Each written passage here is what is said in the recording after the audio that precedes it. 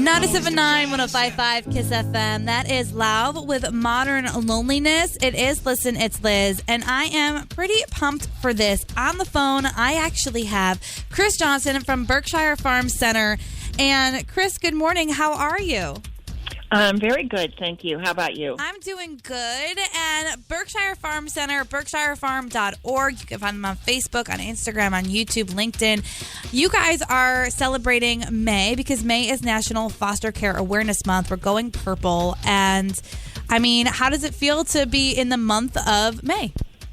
It feels very exciting because there is this tendency during this National Awareness Month to reach out more, to hear more about foster care. For me, it's the excitement of getting in touch with foster parents, potential foster parents, and foster families who can give that love, that direction, that care, that safety to the many, many children who end up in need of a safe haven for whatever reason during this time. So the month of May is just a delight for me. Yeah. With the coronavirus situation this month, we're still going ahead. We still are receiving some inquiries. We're working with them in a safe, protected way, as we should. But we still are receiving those inquiries. We need many more. We need people to be aware of and reach out to help as they can. So how many children are in foster care in New York State? In New York State, there are over 25,000 children in foster care.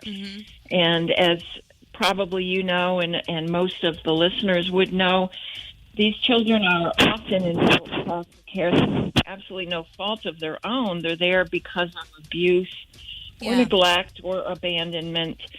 And a very small percent of birth parents, biological parents themselves, voluntarily place their children into care while the family is going through some kind of a crisis. Right. So there is a real need. There are very many vulnerable children out there. We want to reach out and make sure that they're covered with safety, with protection, and with nurturing. For sure. And there's obviously a growing need for foster parents here in Central New York. And with everything going on, like, what kind of qualifications do you have to have in order to be a foster parent? You have to have time to devote to one more person in your family, in your household. People, we have inquiries from people who are now empty nesters, for instance, and have more time to give. We get inquiries from younger families who say now is the right time while my own children are young and I want to raise someone else in the family along with them. So it really depends on the family that's seeking to add another or several new children into their home. So they do need that time. They do need love. There needs to be consistency with behavior management and household rules.